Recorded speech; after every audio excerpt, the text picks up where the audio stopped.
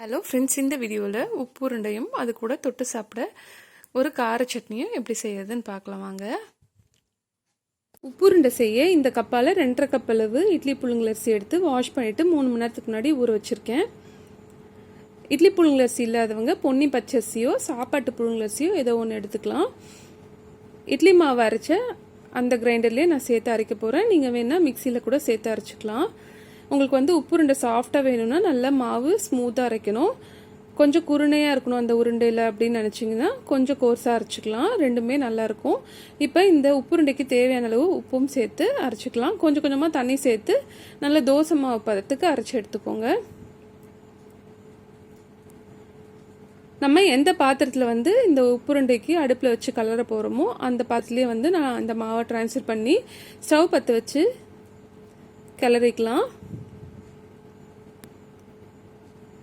ஒரு 2 நிமிஷம் நம்ம மீடியம் ஹீட்டில் வச்சு இப்படி கிளறும் போது அடி பிடிக்கிற மாதிரி இருக்கும் லைட்டாக. இன்னும் கொஞ்சம் நேரம் கழித்து லைட்டாக பபிள்ஸ் வர்ற மாதிரி இருக்கும் இந்த மாவில். அப்போ நம்ம இதில் எண்ணெய் சேர்த்துக்கலாம். 2 டேபிள் ஸ்பூன் அளவு தேங்காய் எண்ணெய் நான் சேர்க்குறேன். தேங்காய் எண்ணெய் இந்த உப்பு உருண்டையில் செம்ம ஃப்ளேவராக இருக்கும்.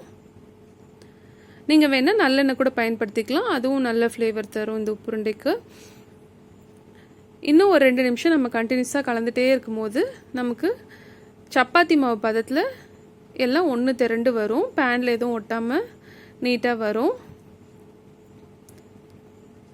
அப்போ நம்ம ஸ்டவ் ஆஃப் பண்ணிவிட்டு ஆற வச்சப்புறம் இதை உருண்டைகளாக ஷேப் பண்ணி ஸ்டீம் பண்ணி எடுத்துக்கலாம்.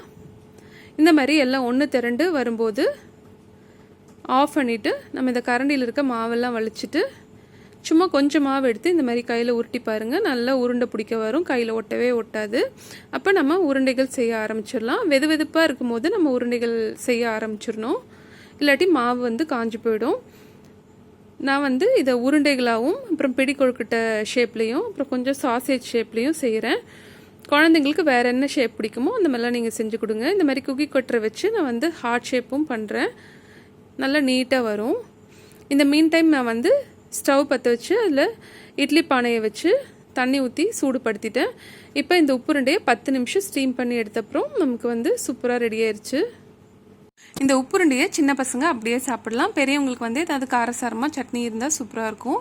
நான் இன்றைக்கி ஒரு கார சட்னி செஞ்சு காட்ட போகிறேன். தொட்டு சாப்பிட்றதுக்கு ஒரு பேன் சூடு பண்ணி அதில் 1 டேபிள் ஸ்பூன் நல்லெண்ணெய் எடுத்திருக்கேன். எண்ணெய் காஞ்சதும் இதில் ஒரு 5 பூண்டு பற்கள் தோல் எடுத்துட்டு, அதுக்கப்புறம் 5 சின்ன வெங்காயம், அது கூட ஒரு 8 வத்தல் மிளகாய் சேர்த்துக்கிறேன்.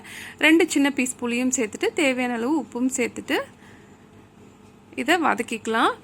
ஒரு 30 செகண்ட்ஸ்லேருந்து 1 மினிட்குள்ளார நம்ம இதை வதக்கி ரெடி பண்ணிடலாம். அந்த சட்னியே ரொம்ப சுலபமாக ரெடி ஆகிடும், அதே சமயம் ரொம்ப டேஸ்ட்டாக இருக்கும். இப்போ இதை ஒரு மிக்ஸி ஜாருக்கு மாற்றிட்டு நல்லா ஒரு ஃபைன் பேஸ்ட்டாக அரைச்சி எடுத்துக்கலாம். கொஞ்சம் கொஞ்சமாக தண்ணி சேர்த்து அரைச்சிக்கோங்க. இந்த மாதிரி நம்ம இந்த சட்னியை அரைச்சி எடுத்துக்கலாம். இது நல்ல காரமாக இருக்கும். இது கூட நம்ம எண்ணெய் மிக்ஸ் பண்ணி இந்த உருண்டையோட தொட்டு சாப்பிட்டா சூப்பராக இருக்கும்.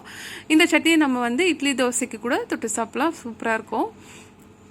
இப்போ இந்த ஸ்டீம் பண்ண உப்பு உருண்டை, இந்த கார சட்னி, இது ரெண்டும் சேர்த்து சர்வ் பண்ணிங்கன்னா சூப்பரான ஒரு டிஃபனாக இருக்கும்.